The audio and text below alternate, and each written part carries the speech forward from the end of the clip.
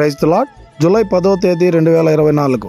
ఈరోజు దేవుడు బలపరచు వాక్యము, కాగా వినుట వలన విశ్వాసము కలుగును, వినుట క్రీస్తును గూర్చిన మాట వలన కలుగును. రోమీలకు రాసిన పత్రిక 10వ అధ్యాయం 17వ వచనము. ప్రియమైనటువంటి దేవుని బిడ్డలారా, ఈ ఉదయకాల సమయంలో ఎలాంటి మాటలు మనం వింటూ ఉన్నాం? ఎవరి మాటలు మనం వింటూ ఉన్నాం? ఈ లోకపరమైనటువంటి మాటలు మనం వింటూ ఉన్నామా? ఈ లోకపరమైనటువంటి మాటలు వినటం వలన ఎలాంటి విశ్వాసం మనలో కలగదు. కానీ యేసుక్రీస్తు గురించినటువంటి మాటలు మనం వినడం వలన నిజమైనటువంటి విశ్వాసం మనలో కలిగేదిగా ఉంది, నిజమైనటువంటి భక్తి మనలో కలిగేదిగా ఉంది.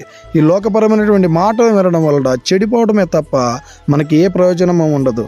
కనుక ఇకనైనా మనము ఆ యేసుక్రీస్తుని గురించినటువంటి మాటలు మనం శ్రద్ధగా విని ఆయన యందు భయభక్తులు కలిగి ఆయన యందు విశ్వాసం ఉంచి ఆయన యందు నమ్మకం ఉంచేటువంటి వారంగా మనం ఉండాలని కోరుకుంటూ ఈ దిన వాక్యం ద్వారా దేవుడు బలపరిచి దీవించును గాక.